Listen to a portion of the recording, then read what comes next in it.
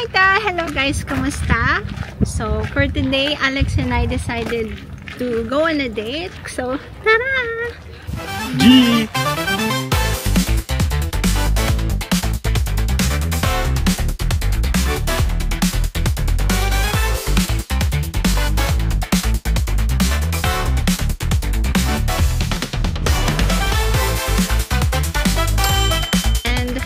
Our first stop is here in Nymphenburg Castle. So actually we're already here, and the tram station going to the entrance, it would only take us about 10 minutes walk.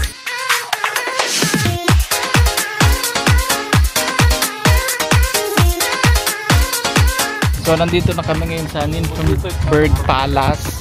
Ayun yung castle. Tapos ito yung man-made lake. Napakaganda ng view dito dahil madaming mga pato and swan.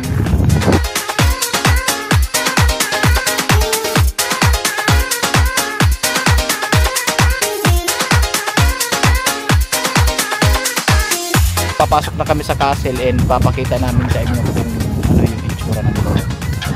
Kaya sama lang kayo sa amin.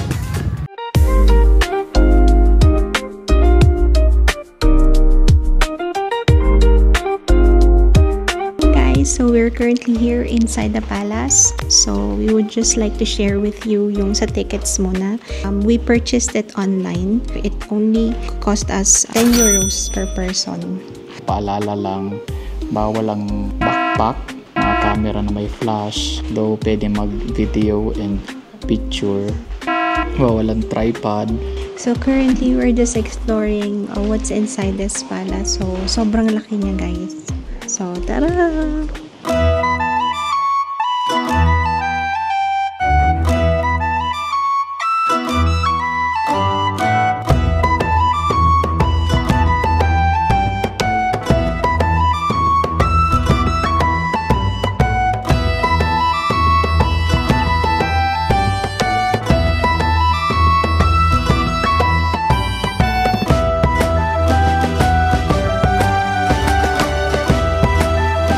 Explain mo sa akin, Mrs., kung ano ba talaga to. So, do you know that this Nymphenburg Palace is made as their summer residence for the electors, pati na rin yung mga kings ng Bavaria noong 18th century. Ibig sabihin ba ay bakasyonan lang? Yes! Wow! Ganyan sila. Ibang klase ang bahay bakasyonan. Bahay bakasyonan lang nila to. Tapos, this is well known kasi ito yung largest palace dito sa Munich. Napakaganda ng ano talaga ng architecture, art, paintings. So we're just going to appreciate the beauty of the art here. Siyempre, papakita namin sa inyo.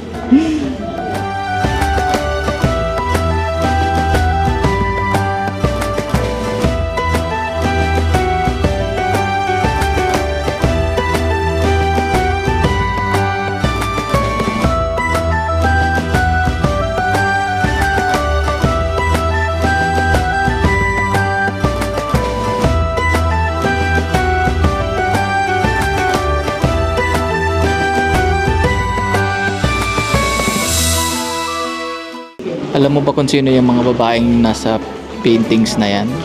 Sino?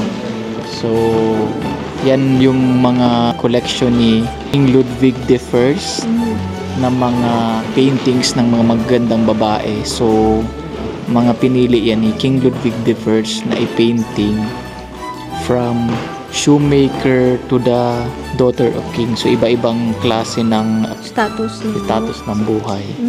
So, nandito na kami ngayon sa Nymphenburg Park. So, bali ito yung park ng castle. So, napakalawak nito.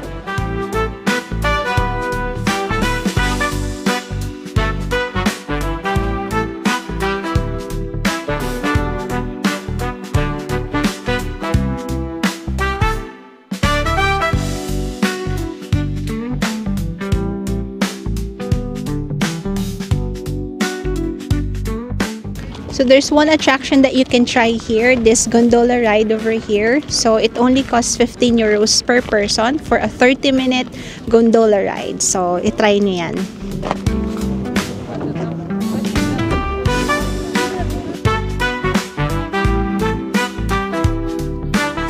So, doon na nagtatapos ang adventure namin dito sa Nymphenburg Castle. Ngayon naman, pupunta na kami doon sa, syempre, date. Ano bang gagawin? Magdi-dinner kami ni Alex sa Restaurant Gao. So, we'll take you there. So, Nakapasyal naman ng buntis, oh. syempre, before mag-labor.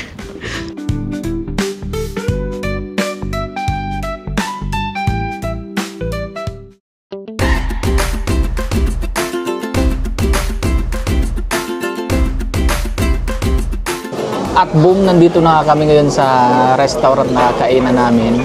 Na-realize namin, ito pala yung dati na naming nakainan na Asian restaurant. So, na-feature na namin ito sa vlog namin nung birthday ko. Nagbago lang siya ng pangalan. So, China restaurant na siya ngayon. Restaurant Gao.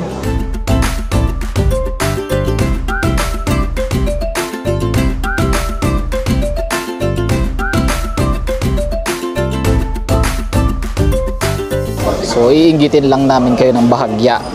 So, ayan, oh. Sheesh! So, ito, pwede kayo magpaluto dito. Si Mrs. umaatake na doon. Ayan na si Buntis, oh. Nakadampot na, oh. Ano dampot mo? Ang dami nga eh. Akong sauce doon. Wow! Chicken, pansit.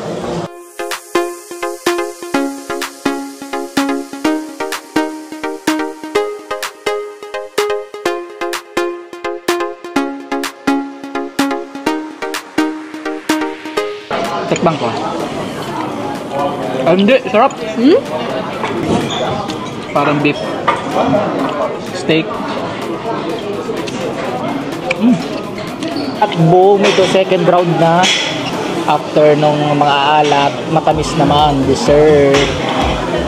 Merong ice cream, merong mga cakes. Yan. Sarap. Sulit na sulit ang 25 euro.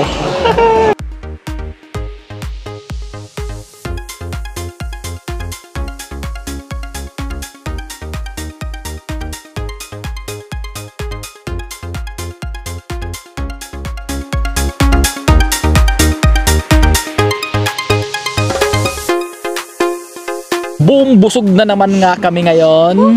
Busog na busog. Nagamit na naman yung pinagbabawal na teknik na pagbukas ng botones ng pantalon. Sheesh! Sulit. So, sa susunod na gala na naman, isasama namin kayo syempre. Yes. Syempre palagi kayo kasama kasi malapit kayo sa puso namin. Alphanatics. Pauwi na kami. So, kaya kung gusto nyo pang makasama sa aming mga gala at mga Lamon Adventure, mag-subscribe na kayo please. At i-share nyo na din ang aming video para hindi lang kayong nakakagala at makakatakam ng mga pinagkakain namin. Yes, and for more Alpha Adventures, bis zum nächsten Mal. Danke und Tschüss!